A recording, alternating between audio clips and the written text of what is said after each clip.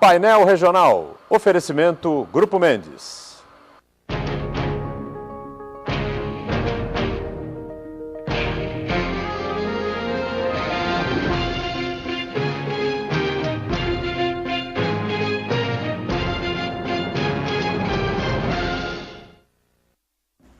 Olá, estamos abrindo aqui mais uma edição do nosso Painel Regional Debates. De segunda a sexta você acompanha com a gente, não é sempre a partir da 1h30, personalidades da nossa região metropolitana e do Brasil que passam aqui pelas nossas bancadas e debatem, discutem com você os assuntos do dia, as pautas importantes para o desenvolvimento aqui da Baixada Santista e do Brasil também. Você confere sempre a reprise do Painel Debates às 8 da noite e às 22 horas do Painel Regional, com entrevistas e discussões importantes também sobre a região metropolitana e sobre o país.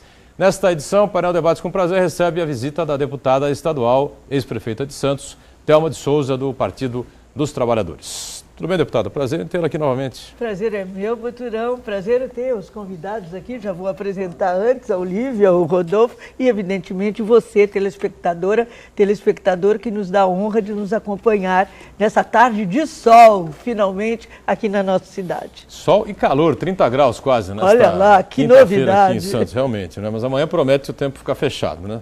Olívia Pérez, professora, cientista política, mais uma vez conosco. Tudo bem, Olívia? Tudo bem, boa tarde, Boturão, boa tarde, deputada, e boa tarde a todos aqueles que estão nos assistindo. E o Rodolfo Amaral, companheiro nosso aqui, jornalista, mais uma vez completa o nosso time nessa edição do Painel Debates. Tudo bem, Rodolfo? Boa tarde, Boturão, boa tarde, deputada, boa tarde, Olívia, boa tarde a telespectador. Lembrando sempre que você pode participar com a gente, à sua disposição o 3017 9110. Você liga, faz aí o seu comentário, envia sua pergunta, sua crítica, enfim, participe conosco e opine a respeito dos assuntos que a gente está discutindo, que a gente está colocando em debate aqui no Painel Regional Debates. Pelas redes sociais você compartilha com a gente também, facebook.com/painel regional. Depois do programa encerrado, ele fica disponibilizado no YouTube, caso você tenha perdido aí algum trecho importante, queira retomar, é só você acessar lá o YouTube, você acompanha, está disponibilizado, o programa fica totalmente à sua disposição diariamente, tá certo? E além disso, você tem o site oficial da TV Santa Cecília, o Santa Portal, você clica lá no ícone do Painel Regional e em tempo real acompanha também o que está sendo discutido e o que nós estamos conversando e debatendo aqui nessa edição. Sempre a gente destaca aqui os nossos parceiros, né? Agora aqui o jornal da Orla, que sai às quintas-feiras em formato tabloide, né? Com essa manchete aqui, dá para focar aqui, está aqui, mais um 9, referente à novidade que a gente vai ter aqui nas nossas linhas celulares, né? E as operadoras definindo que também aqui em Santos, na Baixada Santista, nós vamos ter que acrescentar um 9 antes da numeração normal, da numeração que nós estamos acostumados para poder fazer as nossas ligações. E mais uma vez, o destaque aqui na edição de segunda-feira do nosso painel debates, né, com a participação sempre do Marco Santana, né, que destaca aqui a participação do Caio França, falando sobre a possível dobradinha do Márcio França com o Geraldo Alckmin, do PSDB com o PSB, enfim, e outras matérias importantes aqui para a cidade e para a região. Eu passo aqui a deputada Thelma, por favor, essa edição. Ela passa lá à frente ao Rodolfo e à Olívia também. E a gente também destaca a manchete do Diário do Litoral, nesta quinta-feira, tá certo? Diário do Litoral também, outro parceiro de toda hora aqui do Painel Debates, que traz nesta edição esta manchete aqui, se der para focar aqui: Brasil poderá ter mais professores para cobrir o déficit, tá certo? No complemento da manchete, o ministro Aloysio Mercadante apresentou ontem o projeto, não é, com esse objetivo, né? A deputada leva um de presente aqui também, Rodolfo e a lista é a turma da solidariedade, um para o outro aqui. Aliás, interessante, não sei se a Thelma acompanhou aí, evidentemente que deve ter acompanhado, né, esse projeto anunciado ontem pelo Aloysio Mercadante, já que a gente discutiu aqui em outras oportunidades, essa semana debatemos também, acho que você estava presente com a professora Jocélia, né, secretária de Educação de Santos.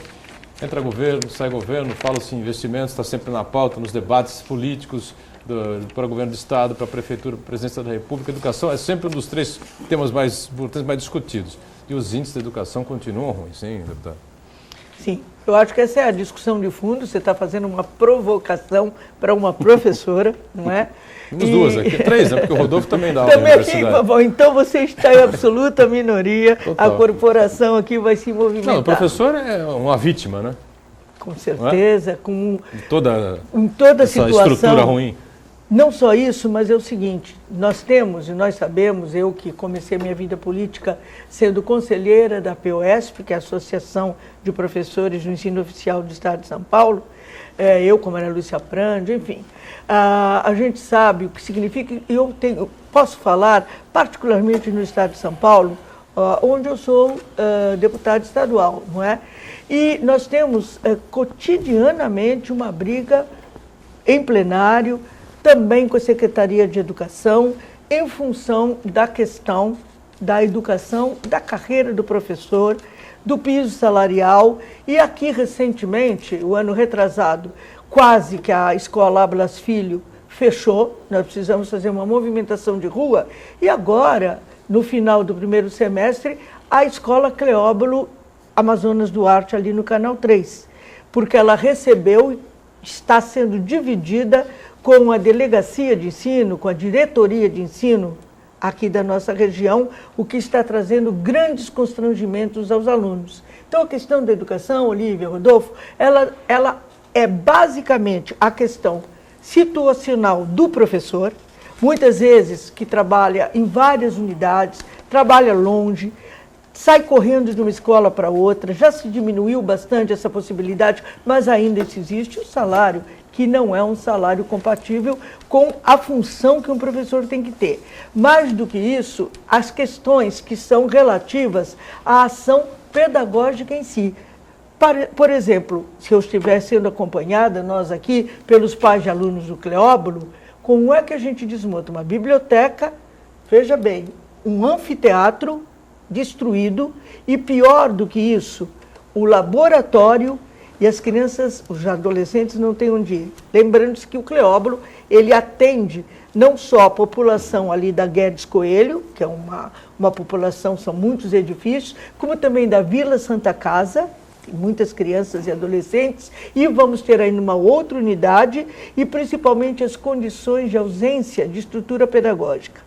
Eu estive com o secretário de Educação, quando ele foi fazer um debate na Comissão de Educação da Assembleia, e ele disse que não teve auxílio da Prefeitura de Santos. Ele foi muito claro, ele disse que não teve um imóvel, um outro órgão que pudesse trazer a resposta à instalação da diretoria de ensino, que acabou saindo do Cesário Basso para abrigar a USP. Até aí tudo correto, mas você não pode desalojar alunos. Porque por que nós somos professores? Para que nós temos secretaria de ensino?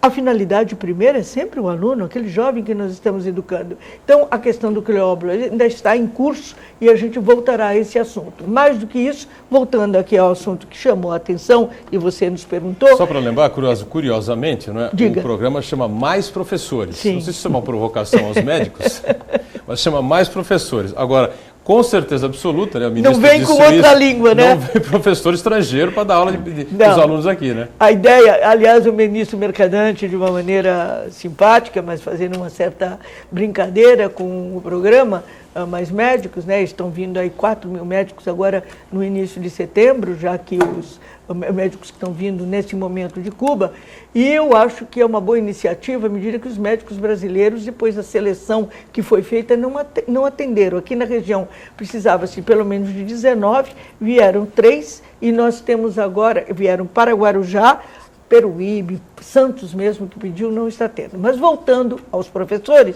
para eu passar a bola aqui para a Olívia e para o Rodolfo, eu penso que está correto. Eu sei que é preciso toda uma estruturação para o professor, fora a questão da segurança, que no estado de São Paulo é um escândalo. Semana passada eu quase apanhei da polícia dentro da Assembleia, vou repetir, dentro da Assembleia, porque nós queríamos discutir a instalação da CPI em relação ao desvio de verbas há 20 anos, desde o governo Covas até agora, passando pelo Alckmin, passando pelo Serra, retornando ao Alckmin, o desvio de bilhões do metrô de São Paulo, e nós queríamos instalar a CPI e a população foi impedida de entrar. Nós tivemos um problema gravíssimo, policiais que não nos conheciam, que nos empurraram, e realmente foi algo deplorável, a militarização da Assembleia Legislativa. Por que eu falei isso? Mas como é que os policiais entraram, chamados por quem, a serviço de quem, com que objetivo? Havia algum tumulto lá dentro? Não, ao contrário, tudo extremamente pacífico. E aí foram fechadas as portas. Não tinha nenhuma grande massa de pessoas, não. E as pessoas foram para duas situações. Em primeiro lugar, para a discussão de uma CPI, de um projeto do deputado Campos Machado, ele chamou a base dele, pelo que a gente pôde perceber, e a outra população, a população que, funcionários do metrô, funcionários ligados à questão do transporte, que foram para lá, e população de uma maneira geral que usa o metrô. É só ver uma foto da Praça da Sé e a gente vê o que acontece em São Paulo. Aliás, a questão do transporte é caótica. Aqui na nossa Baixada não é diferente. Mas retornando, porque eu já encadeei 3 assuntos, fecharam as portas, os deputados foram para ajudar as pessoas a entrarem de uma maneira pacífica, e os guardas, os policiais militares, que não eram da casa, portanto muitos não nos conheciam. Todo mundo sabe que eu tenho 1,50 m de altura, e eu acho que ele não achou que eu tinha jeito de deputado, nós fomos apertados. Um absurdo, até porque aquela casa é uma casa onde a população tem que ir para discutir. Voltando a Luiz Mercadante, que foi o início de tudo isso, a questão dos professores é que nós não podemos nos dar ao luxo, e aqui em Santos não é diferente, de ter os alunos indo às aulas e o professor não está. Ou porque não tem aquela matéria, não há professores para aquela matéria, ou porque há problemas de doença, enfim. O que não pode é quem tem que ser o primeiro a ser atendido em termos da excelência de ensino e de educação, que é o aluno, se estar sem essa situação. Eu acho que esse apelo, o ministro vai especificar mais questões sobre o mais professores, mas inclusive professores que por acaso estejam aposentados e que queiram retornar. Eu acho tudo que for melhor para a comunidade, para o país, para o nosso estado, para a nossa cidade, com certeza é bom para todo mundo, porque é isso que se quer. Não, acho que esse projeto vai gerar muito menos polêmica, muito menos debate do que o projeto dos mais médicos, né, Olívia e Rodolfo? Sem dúvida, até porque a educação, eu sou uma das grandes sonhadoras, né, uma das que propõe que a educação é a base da transformação de qualquer sociedade. A fala da deputada, lembrando a ação da Polícia Militar, me parece que, no fundo, há um despreparo educacional desses profissionais. Muito bem. Então, a educação, ela está no fundo, né? Tem vários problemas envolvendo a educação. Eu venho acompanhando a história da escola do Cleóbulo, né? E faltar biblioteca numa escola, para mim, é um pecado muito grande. Porque o aluno que lê é o aluno que escreve melhor, é o aluno que entende melhor. Então, é fundamental. Além disso, tem vários problemas envolvidos nos problemas do nosso sistema educacional, que não atingem patamares adequados. Falta de preparo dos professores para determinadas áreas, tem áreas como matemática que eles não conseguem, o Estado não consegue atrair profissionais bons da área, isso porque o salário é muito baixo, a gente tem um piso nacional para professores que inicia em R$ 1.500, não é um salário compatível com a função, com a importância da função de um educador. Você tem uma baixa carga horária para os alunos, as escolas integrais são uma saída para isso.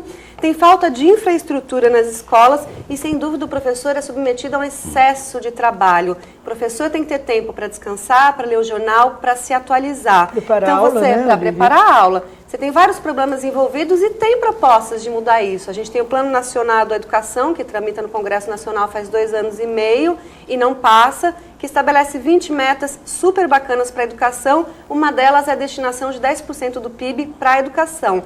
Óbvio que falta mais dinheiro, falta também uma melhor gestão e falta uma proposta pedagógica que não seja baseada na repressão.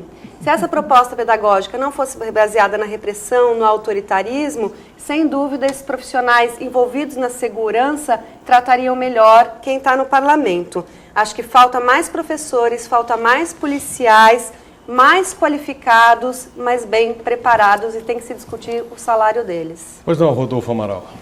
Bom, eu até como professor neste momento de MBA em administração pública não vou me furtar a fazer uma análise do ponto de vista, primeiro, técnico. do processo. Claro que eu quero mais médicos, mais professores, mais policiais, só não quero mais inflação.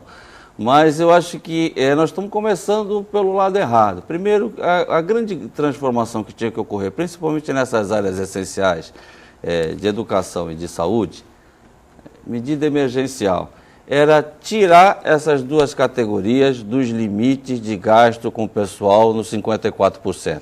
Ponto. Porque não adianta. Quando bate no teto de gasto com o pessoal, o achatamento salarial é linear para todas as categorias. E essas categorias são, de fato, essenciais. A gente não pode se esquecer que nós tivemos uma mudança da LDB lá em 96. Foi criado na época o Fundef, que vigorou durante 10 anos até 2006, que era balizado na retenção de impostos.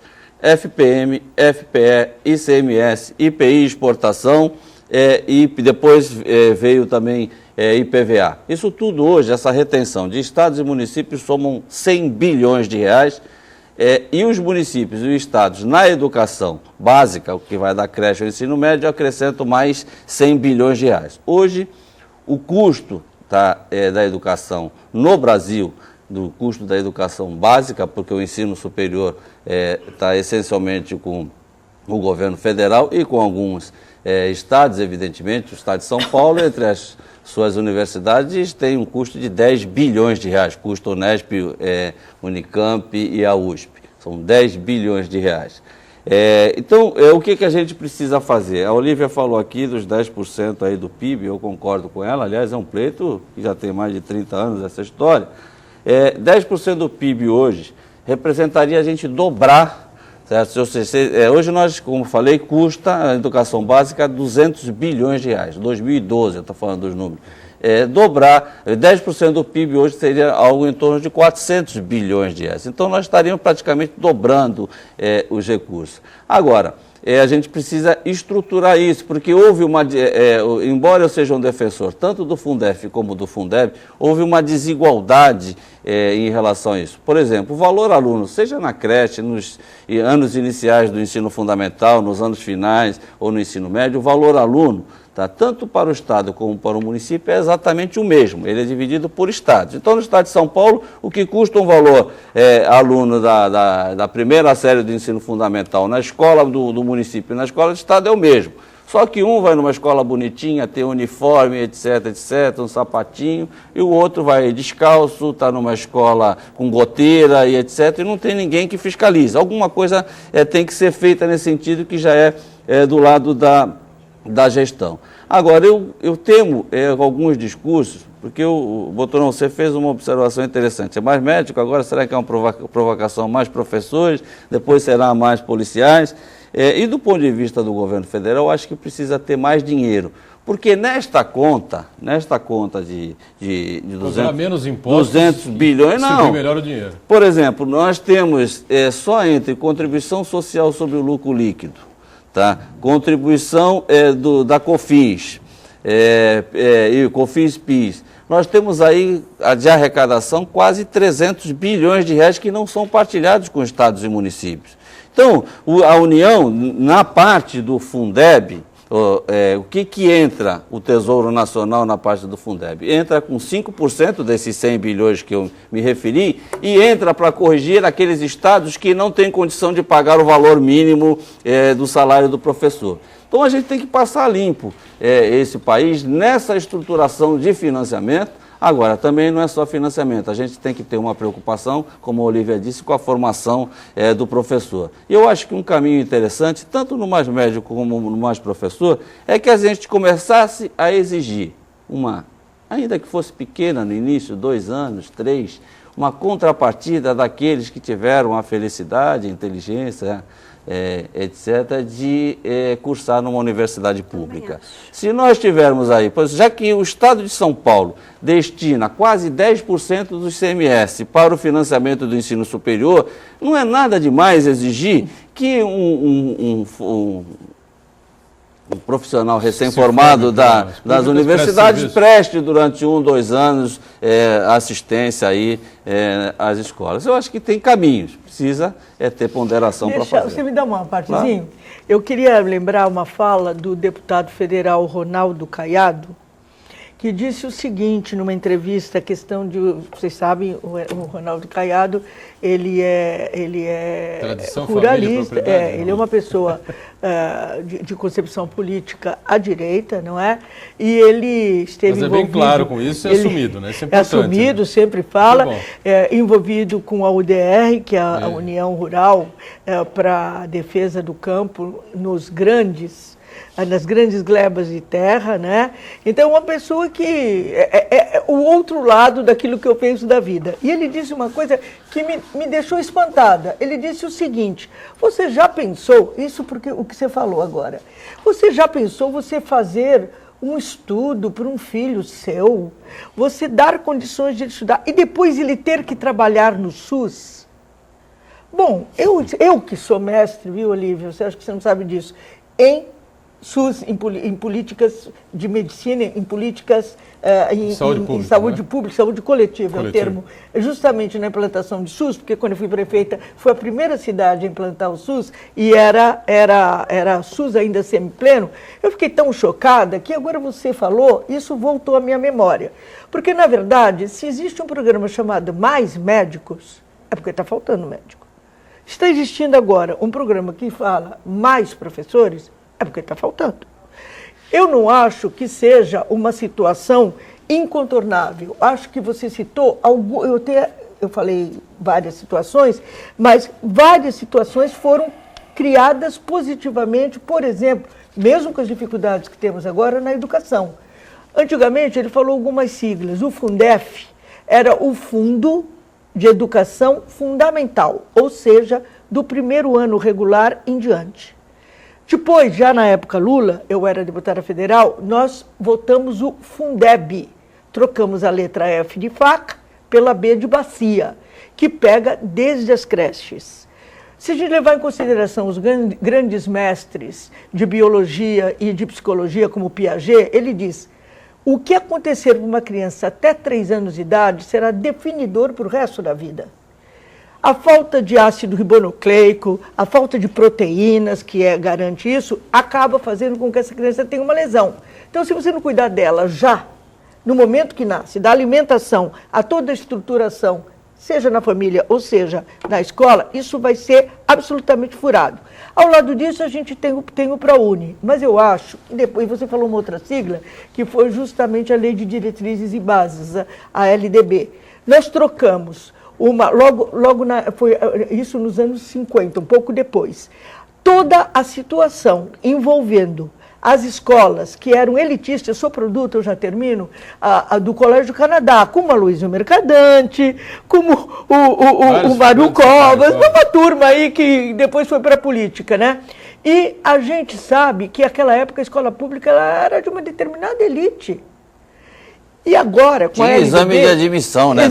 Nossa, eu fiz, com 10 anos de idade, o homem falando comigo aí na... Dois primos meus fizeram, passaram, se formaram lá. Então, mas era de elite, a gente tem um credencial, mas a escola pública ela tem que ser aberta para todos. E a Lei de Diretrizes e Bases, ela garantiu isso. Finalizando, para poder passar a bola das palavras para o Olívia e para o Rodolfo, depois do intervalo que eu estou em cima aconteceu o seguinte, nós tivemos que trocar número pequeno de alunos, então a qualidade podia ser maior, pelo número democrático, que é o correto, e agora nós estamos procurando chegar atrás dessa excelência que um dia teve. E aí que venham mais professores, mais médicos, que eu quero um Brasil melhor cada vez mais. Muito bem, rapidamente, antes do intervalo, não é? Informando, sempre uma informação importante da Prefeitura de Santos com relação aqui ao orçamento participativo, que esta administração retomou, não é? Acontece hoje a última reunião, envolvendo as zonas intermediárias e zona leste aqui da cidade de Santos, Sociedade de Melhoramentos do Campo Grande, fica lá na rua Marquês de São Vicente, número 157. Sempre lembrando que o orçamento participativo é um instrumento que permite aos moradores indicarem prioridades e investimentos para os seus bairros. A gente sabe que o sistema é complexo e o munícipe, desta forma, poderá compreender melhor e participar ativamente da elaboração. Esse é o objetivo da Prefeitura de Santos, quando criou aqui a cartilha ilustrativa Orçamento Participativo. De maneira simples e didática, essa publicação compara o orçamento de uma família ao orçamento municipal. Então, esta é a última informação sobre o orçamento participativo de 2013 em relação a 2014, né? Acontece hoje, 7 da noite, eu repito, envolvendo Zona Intermediária e Zona Leste aqui de Santos. Sociedade de Melhoramentos do Campo Grande, Rua Marquês de São Vicente, 157. Intervalo, voltamos já já.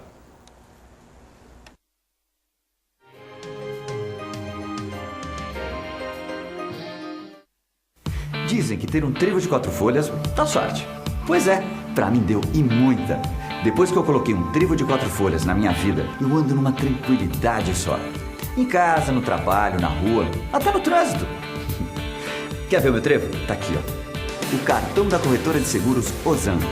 Ozan Seg, corretora de seguros, com a tranquilidade que você e sua família merecem. Esse trevo mudou minha vida. Imagine viver todos os dias de braços abertos para uma das mais lindas vistas de Santos e para o conforto de estar ao lado do maior shopping de Santos, Ville de France. Mais um grande empreendimento com a qualidade da construtora Miramar. Muito espaço, alto padrão de qualidade e uma vista livre para o mar. Venha conhecer. Visite o showroom em frente ao shopping. Ville de France. Você de braços abertos para a felicidade.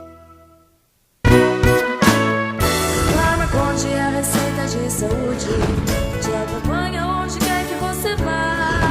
Farmaconde é qualidade, preço baixo pra valer. Farmaconde pra você. Farmaconde é a receita de saúde. Farmaconde você pode confiar. O melhor atendimento, preço baixo pra valer. Farmaconde. Farmaconde, a dose certa para o seu bolso. Santos oferece aos seus da melhor idade uma ótima qualidade de vida. Pensando nisso, a Soldier Segurança lança no mercado Help Care Soldier, um sistema de monitoramento pessoal para a melhor idade e pessoas com necessidades especiais. Help Care Soldier, basta apenas apertar o botão e a Soldier tomará todas as providências para socorrê-lo. Help Care Soldier, o sistema de monitoramento da vida. Ligue e informe-se 2202-7315, porque a sua vida é muito importante para nós.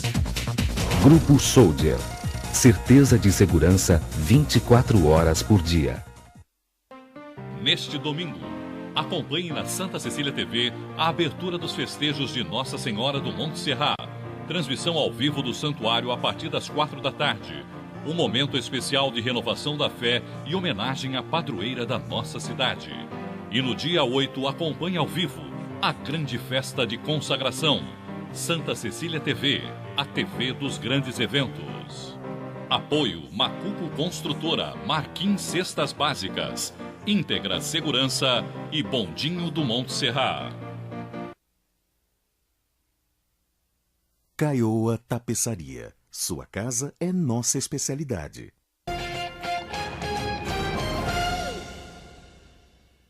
Estamos de volta, segundo bloco do nosso painel Debates, com prazer conversando aqui com a deputada estadual, ex-prefeita de Santos, Thelma de Souza, do PT, também com a professora e cientista política, Olívia Pérez, e o nosso Rodolfo Amaral, mais uma vez conosco. 3017-9110 para você entrar em contato conosco, participar com a gente, né?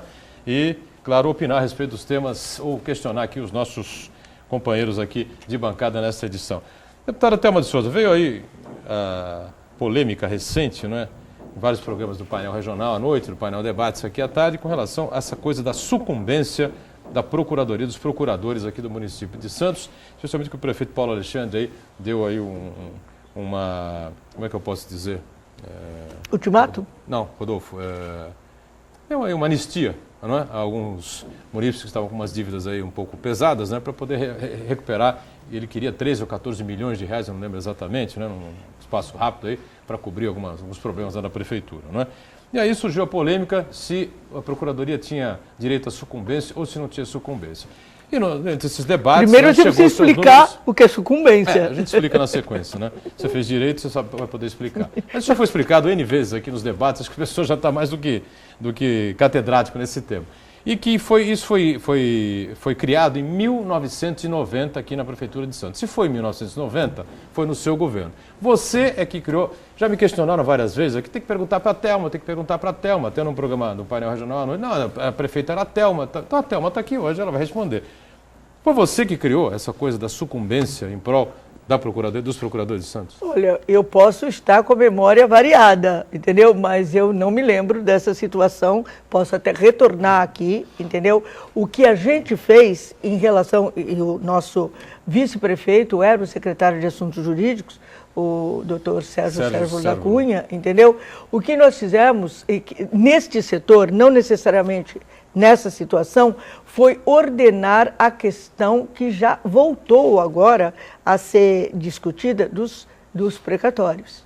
Porque os precatórios, estes sim, acabam fazendo com que o município acabe sangrando. E sempre fica uma desconfiança, por que se pagará determinado, Rodolfo, você que trabalha com isso, por que se pagará determinado precatório e outros não? Tanto que os prefeitos da região têm um movimento em relação a esta situação dos precatórios, que eles acabam quebrando as finanças dos municípios. De o que eu me lembre, eu posso estar enganada, mas vamos lá, 90% de que realmente a gente não fez essa situação. E como você já falou do meu governo, eu vou aproveitar. Outro dia aqui nesse programa houve uma discussão acalorada a respeito do funcionalismo público. E houve uma discussão que parou no meio, então eu quero completar. Foi dito em algum momento da Lei 650, o Heraldo, que é o jornalista Heraldo, que é um dos debatedores, ele disse que a Lei 650 tinha sido feita no meu governo, com certeza foi, diferentemente depois que o Beto Mansur modificou, era uma contratação provisória durante 2 anos apenas. Contratações emergenciais. Emergenciais para a saúde e educação, ponto. Se isso se mostrasse necessário, aqueles profissionais, tinha que haver a gente tinha imediatamente que detonar que instituir o processo de concurso. Bom, depois veio o governo Beto Mansur. Então é bom deixar claro isso. Você criou a Lei 650, sim, contratações emergenciais para a Secretaria de Saúde e para a Secretaria de Educação. Durante 2 anos. Ponto. Cumpriu os 2 anos, não tinha como renovar. Aí a prefeitura tinha que se movimentar no sentido de instituir concursos, porque estava mais do que caracterizado que estava defasado. Quando houve o Davi Capistrano, que me seguiu, ele manteve, mas na época do Beto Mansur, ele modificou e, vamos dizer, relativizou essa situação, passando para outras secretarias e dilatando o tempo. Bom, isso foi falado com correção no programa, mas aí nós encontramos na Prodesan cerca de 4 mil, né, Rodolfo? Você estava conversando comigo antes da gente iniciar o programa, funcionários que tinham sido contratados pela DIMOI, que era o Departamento de Mão de Obra Especializado, da época do Justo, do prefeito Justo.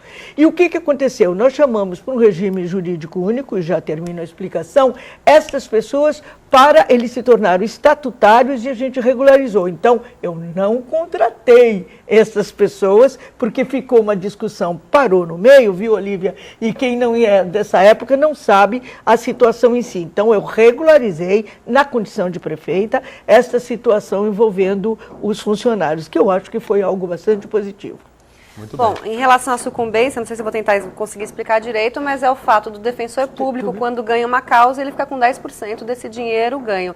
Me parece que é uma coisa legal, mas a grande discussão é legal, mas não é ético, porque ele acaba tendo um ganho muito maior do que os outros servidores públicos.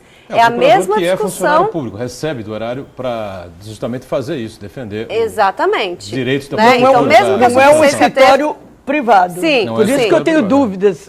É a mesma discussão sobre essa contratação temporária. Então, a prefeitura permite que se contrate temporariamente durante 2 anos, né? A questão é legal, mas quando a contratação é temporária, não é por meio de concurso público, fica sem transparência, sem controle, né? E essas constantes renovações são todas meio descontroladas dentro da prefeitura. E eu acho que é a discussão do momento. As pessoas, elas querem ética na política, transparência na política. Eu fico muito contente desses temas estarem sendo debatidos, porque eles são antigos, mas eles vêm à tona agora, começam a ser debatidos agora, porque é o que clama a população, por mais transparência e mais ética. Então não basta mais agir dentro da lei. A gente espera que o poder público seja ético e transparente dentro das suas ações. Muito bem. Não sei se o Rodolfo tem alguma coisa a acrescentar ainda com relação a esse assunto. O Rodolfo viveu na máquina de Santos? Eu não sou advogado, mas vou dar uma de rábula aqui, até para tentar explicar algumas coisas que têm sido ditas. Eu tenho acompanhado muitos desses programas quando esse assunto é discutido. Em um desses últimos programas, tentou-se falar, e aí atribuiu-se a esse fato decreto de 1990, que você se referiu, dizendo o seguinte: decreto, um ato arbitrário, assinado sem a Câmara Municipal aprovar. Bom, primeiro vamos deixar claro que a legislação pública, ela estabelece as condições em que se utiliza o instrumento chamado decreto. O decreto normalmente é para regulamentar alguma coisa, certo? Ele não passa, o decreto vem em seguida para regulamentar uma lei. Segundo, essa coisa em 1990, o que talvez a gente precisa refletir mais, não é nem se o servidor, como advogado, como procurador da prefeitura, tem esse direito, e sim essa questão do índice aí de 10%, tá? Quando uma poupança remunera 6% por ano, né? Agora, a gente precisa se reportar à época. Eu diria que um dos grandes problemas do governo Thelma de Souza, de 89 a 92, ela enfrentou o maior período, que hoje as pessoas não sabem, de inflação que esse país já teve. Nós chegamos em 1992 a quase 3.000% de inflação. Os índices de inflação eram da ordem de 80% ao mês. Certo? Então, até para você executar qualquer orçamento naquela época, era uma coisa de doido. Então, a gente tem que colocar essas situações e avaliar determinadas épocas. Eu fui contra, na época, e a Thelma sabe disso, eu era editor de economia da Tribuna nessa ocasião, eu me manifestei contra a decisão, que não foi a Thelma, foram várias administrações do PT e do PMDB, em algumas localidades também, da criação, da incorporação automática desses quase 4 mil servidores ligados à Prodesan, dentro do regime jurídico único. Porque havia um entendimento na época o seguinte: a Constituição brasileira, que foi promulgada em 5 de outubro de 88, vai completar 25 anos agora, ela dizia que a partir da data da promulgação da Constituição, certo, haveria a opção pelo regime jurídico único. Foi criado o regime jurídico único. Na época existiam em prefeituras, inclusive na de Santos, o estatutário, o seletista, o horista, o mensalista, eram vários regimes.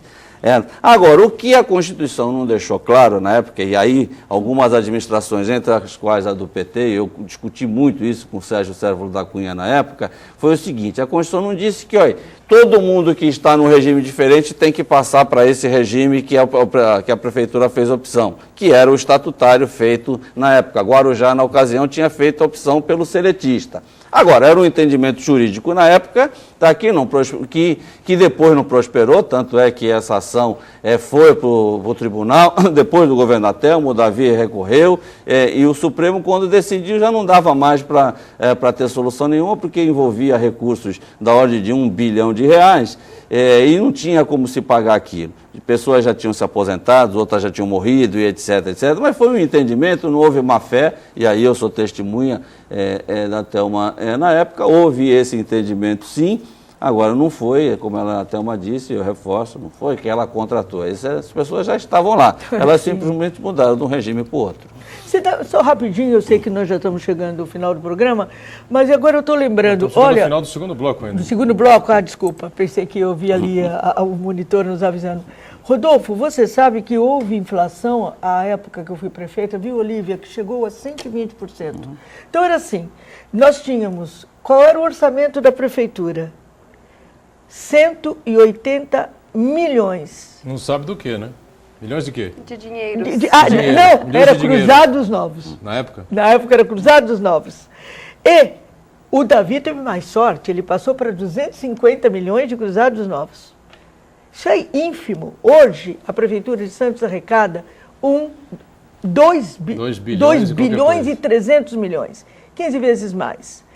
E tem todo o repasse de verbas, na maioria dos setores, vindo do governo federal e também do governo estadual. Eu acho, às vezes eu olho para trás e o Rodolfo, fico pensando como a gente conseguiu desenlaçar tantos problemas à época, né? Porque o Justo, eu imagino que o Justo, ele fez uma prefeitura em moldes extremamente sucintos, à medida que ele vinha, era o primeiro governo após a ditadura militar. E eu tive que vir para corroborar no sentido de dar mais excelência aos espaços.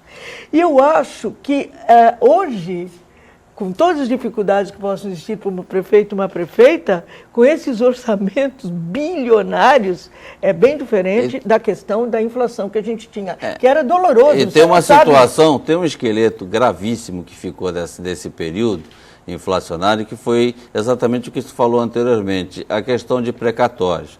Então, por exemplo, um terreno que havia sido desapropriado, que a valores de hoje custaria R$1 milhão, você imagina a correção monetária de um valor desse de um mês para o outro ou durante 20 anos? Então tem hoje terrenos que você fala, bom, mas esse terreno aqui não vale R$100 milhões, mas o precatório dele vale R$100 milhões. Então essas distorções são fruto de um período inflacionário que eu espero que a gente não assista nunca mais. Uma rediscussão, né?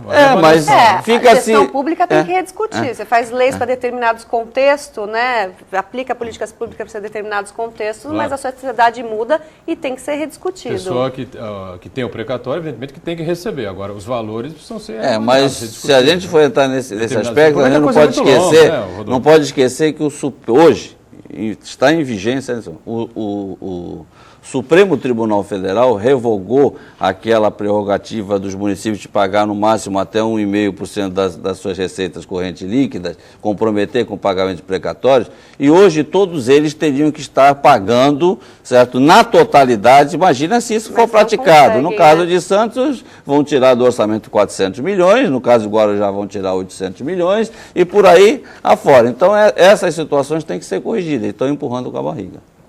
Muito bem, estamos em cima aqui do encerramento do segundo bloco. Eu tenho alguns assuntos importantes para debater com a Thelma, com a Olívia e com o Rodolfo, né? A gente fala, aproveita o intervalo, na sequência, com mais tempo, com mais espaço, a gente conversa um pouco mais sobre outros temas importantes, os eternos congestionamentos aqui que preocupam todos nós, né? As medidas aí que podem solucionar isso ou minimizar isso. E a questão, claro, na Assembleia, né?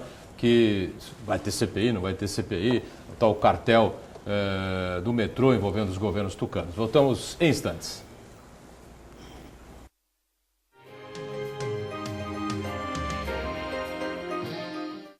Imagine viver todos os dias de braços abertos para uma das mais lindas vistas de Santos e para o conforto de estar ao lado do maior shopping de Santos, Ville de France. Mais um grande empreendimento com a qualidade da construtora Miramar. Muito espaço, alto padrão de qualidade e uma vista livre para o mar. Venha conhecer. Visite o showroom em frente ao shopping. Ville de France. Você de braços abertos para a felicidade. Onde é a receita de saúde te acompanha onde quer que você vá. Farmaconde é qualidade, preço baixo pra valer.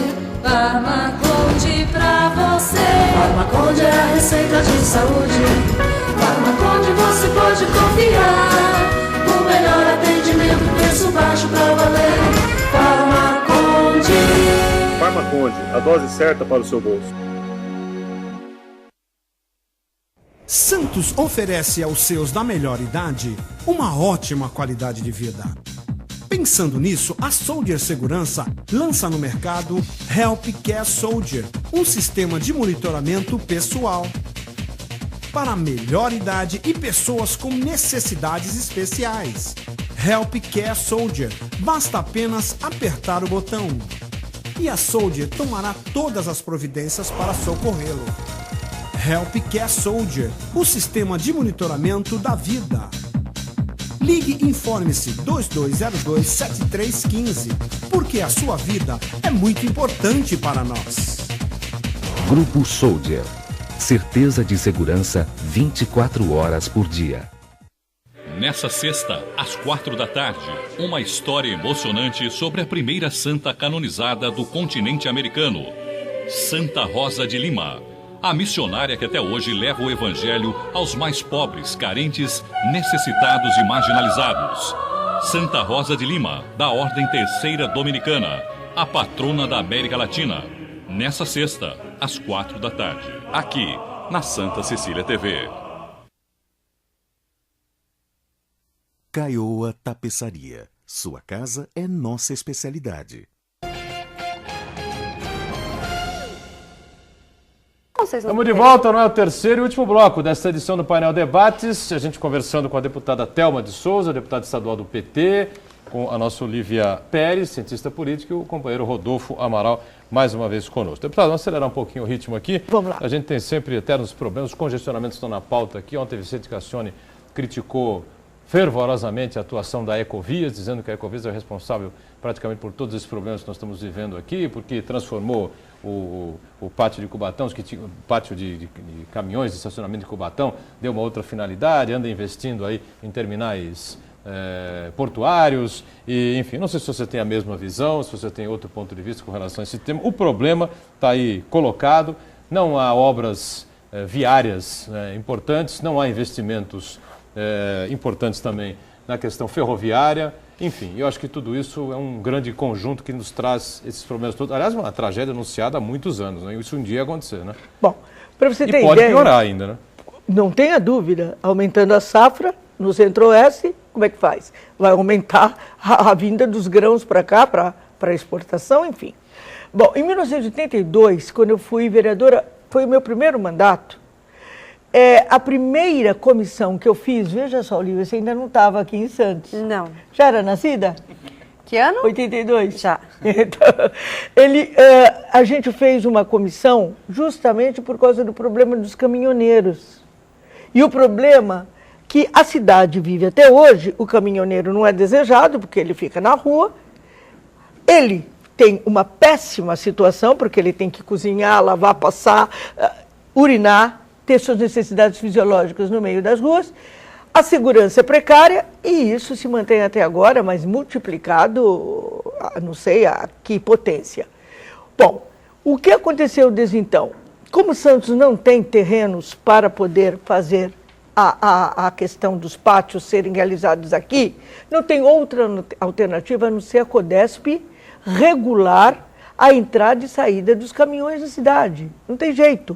E com uma mão firme em cima dos terminais, porque os terminais têm que obedecer a essa situação, senão fica tudo preso no complexo Anchieta Imigrantes. As cidades do entorno, e tem São Vicente e Cubatão, tem que ter espaços para esses caminhoneiros ficar. Eu não acho que seja só a Ecovias responsável. São vários os órgãos, tem o governo do estado, tem o próprio governo federal, por meio da Codesp, e tem também a iniciativa da prefeitura. Das 3 prefeituras que recebem esse... e tem a quarta prefeitura, que é Guarujá. São Vicente, Guarujá e Cubatão.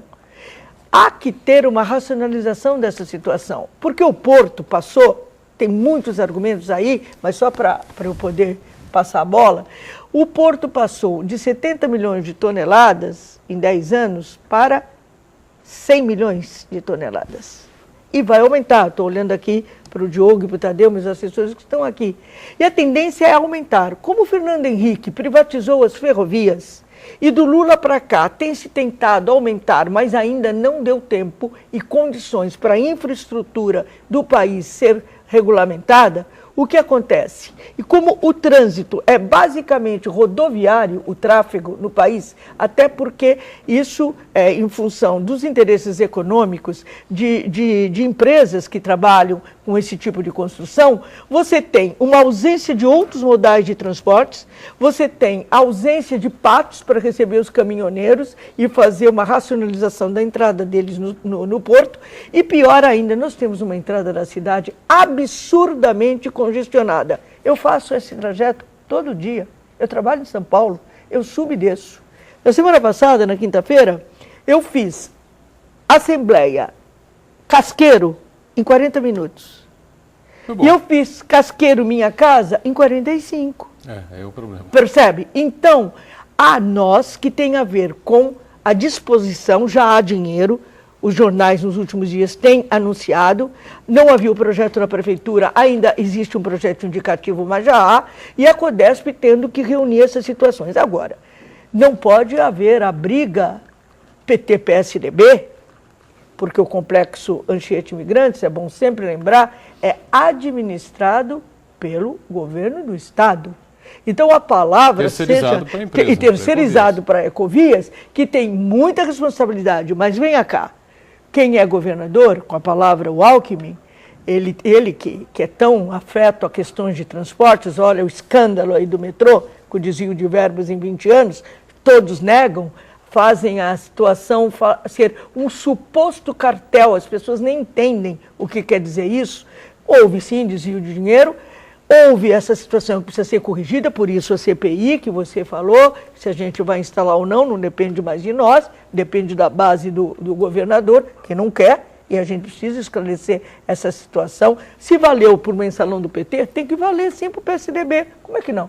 É para todo mundo. Está errado, tem que corrigir. Como é que é? Então, terminando essa fala e passando aqui a bola para a Olívia, eu acho que a gente tem que prestar atenção, que são vários órgãos que têm que trabalhar integradamente, eu insisto, já há retaguarda financeira para a gente poder sair desse sufoco. São obras, mas também são os pátios e também a compreensão dos terminais e ação Prefeitura, Estado e Governo Federal. Eu quero deixar claro que o Governo Federal já mandou dinheiro. Então, com a palavra, o município e o Estado de São Paulo. Olha, sobre essa questão do metrô aqui, questionado ontem sobre as investigações de contratos vigentes aqui do metrô do Estado, pelo Ministério Público Estadual, o governador Alckmin defendeu simplesmente transparência absoluta, não é, no inquérito. O jornal Estadão, Estado de São Paulo, revelou na edição de ontem que promotores veem indícios de que o cartel do setor metroviário pode ter ocorrido também em contratos atuais, ou seja, os últimos dentro do atual governo. Olívia, eu vou roubar. Geraldo Alckmin. A multinacional alemã Siemens, como a gente já sabe, até acabou de lembrar isso aqui, delatou o Conselho Administrativo de Direito Econômico, o CAD, ligado ao Ministério da Justiça. Este é um problema. O CAD é ligado ao Ministério da Justiça, que é do governo federal do Partido dos Trabalhadores. Então, há aí um contraponto por parte do governo do Estado. O Zé Aníbal, sentado aqui, onde você está há 2 semanas, disse exatamente isso, não é? Que há uma politização da coisa e que o CAD é dominado pelo PT, pelo Partido dos Trabalhadores, que está tentando quebrar, desestabilizar o governo do PSDB em São Paulo. Então, a gente lida com todos os lados da coisa. Não, estou entendendo, mas eu quero... Eu só queria uma parte que você falou, não, que já tem dinheiro. Deixa eu só falar uma coisinha aqui. Mas o Ministério da Justiça foi inclemente com a estrutura do escritório do governo federal em São Paulo, que é do PT. Então, eu acho que o ministro da Justiça tem um equilíbrio extraordinário, eu quero deixar aqui, não é fácil.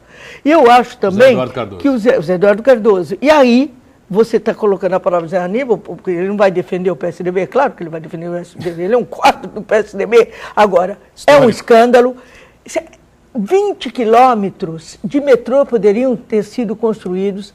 É uma crueldade empurrar as pessoas para o metrô do jeito que elas estão.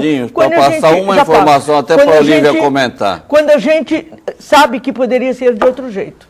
Só queria, a Thelma falou que agora já tem dinheiro, que o governo federal já liberou. Primeiro eu queria dizer o seguinte, que esse dinheiro que estão falando aí, do PAC, é dinheiro de financiamento. Mas eu vou falar de uma coisa mais séria, até para a Olívia poder comentar. Eu fiz ontem à tarde um levantamento das 7 companhias docas ligadas à Secretaria dos Portos, dos últimos 10 anos e meio, o que foi consignado no orçamento da União para investimentos nesses 18 portos ligados a essa secretaria, e nesses 10 anos e meio elas foram incompetentes para gastar dinheiro consignado no orçamento, na importância de 5 bilhões e 800 milhões de reais. Eu vou passar essa planilha para a Thelma. Reconheceu isso aqui no programa. Mas agora, 1 bilhão e 300 no caso da Codesp especificamente, tá? Nesse período de 10 anos e meio, a Codesp teve consignado no orçamento da União para gastar, autorizado pelo Congresso Nacional. Um período, a Thelma foi desse, a Thelma era deputada federal.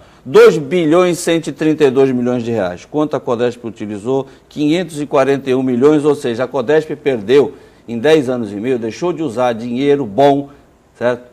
Do Tesouro da União, a importância de 1 bilhão 590 milhões de reais. Isso foi reconhecido no programa aqui pelo presidente Renato Barco, a questão de 3 ou 4 meses atrás. Mas a Codesp não age sozinha, né? Não estou defendendo, não.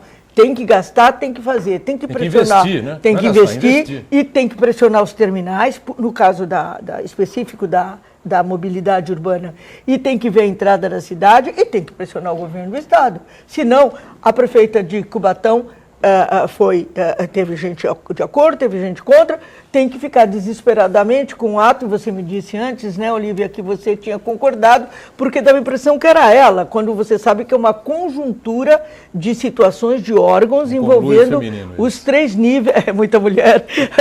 Ou por quê? Você tem alguma coisa contra a mulher? Ou... Absolutamente então, nada. Então pronto. Já votei em você.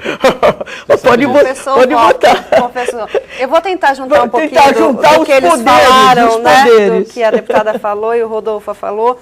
Bom, é notável ver na sua fala e na fala de quem vem aqui a sabedoria em relação a quais são os problemas e quais são as soluções para a imobilidade urbana que a gente vive hoje. Então, tem alguns problemas clássicos, que é a falta de lugar para estocar a produção do Centro-Oeste, a falta de escoamento dessa produção do Centro-Oeste para portos mais pertos. Você tem uma política que privilegia carros e estradas, porque tem interesses econômicos por trás, obviamente, em detrimento de outros modais importantes para controlar essa mobilidade urbana. Aliás, e o o prefeito do Rio resultado... de Janeiro, recentemente, numa entrevista coletiva, desceu a lenha nessa política do governo federal. Né? E o resultado de abrir possibilidades de compra de veículos. Chega, exatamente, porque isso tem que ser discutido. Como suportar isso? Mas a GM está fechando em São José dos Campos e já está um desespero porque todo mundo está falando de emprego. De emprego. Complexo. Mas o resultado de tudo isso é uma diminuição, a imobilidade urbana, o que eu já vi em recentes pesquisas, que diminui a qualidade de vida, né, de quem fica preso no trânsito,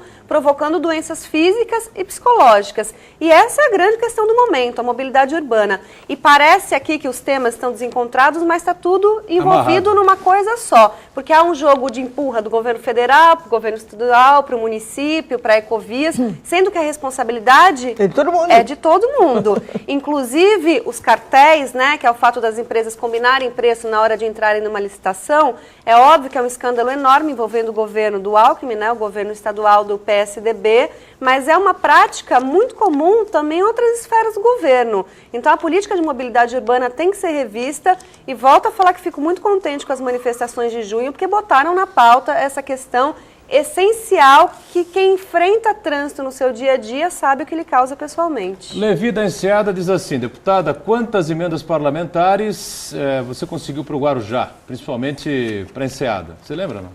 Para Enseada especificamente não, mas a gente conversei com a prefeita, a gente fez emendas para entidades, principalmente entidades que cuidam de pessoas idosas, crianças, e agora este ano nós estamos envolvidos a pedido da própria prefeita, com uma emenda na base de Morrinhos, do bairro de Morrinhos, porque é preciso ter uma área de lazer para as crianças que estão represadas ali.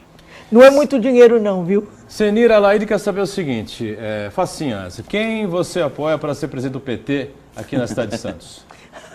Sem sombra de dúvida, sem dúvida nenhuma, pela experiência, pela decência e pelo comportamento, a Maria Lúcia Prandi. Parceira de longa data, né?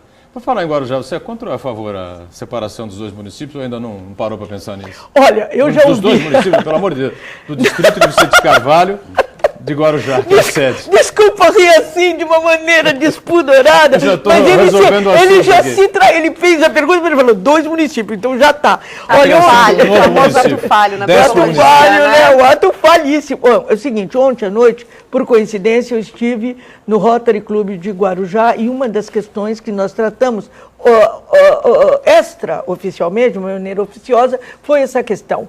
Há várias posições e principalmente a questão do lado da prefeita Maria Antonieta, que fez a defesa de não separação, ela pede que as questões sejam mais maduras, um pouco diferente do que o Rodolfo tem falado e tem colocado os seus argumentos. E que as pessoas se preparem para um outro momento que ela chamou de canto de sereia. Por outro lado, ontem eu também ouvi que as necessidades de Vicente de Carvalho, que a gente chamava de Itapema.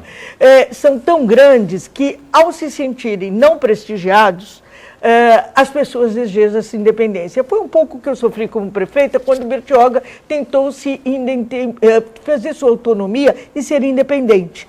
Eu acho que há um processo, mas há que ouvir o que as pessoas estão querendo, se é um jogo político em função das eleições, ou se são reais necessidades que não estão sendo respondidas a contento, ou pelo menos no montante que elas possam ser respondidas. Eu acho que tem as duas coisas. Acho que tem um interesse aí político, né? Quando eu vejo o município querendo se emancipar, tem sempre o interesse de gente por trás, querendo ampliar o número de vereadores e querendo ocupar, obviamente, essas vagas. Então, esses líderes de olho nessas vagas, eles acabam convencendo a população, mas o que se vê na prática são municípios desmembrados e extremamente pobres, dependentes do governo federal. Se essa emancipação sempre desse certo, a gente não teria tantos municípios tão pobres e super pequenos. O que há de se questionar é o seguinte: essa discussão é importante para a prefeita de Guarujá e para o governo do Guarujá começar a prestar mais atenção nas necessidades de Vicente Carvalho. Rodolfo, essa é a solução.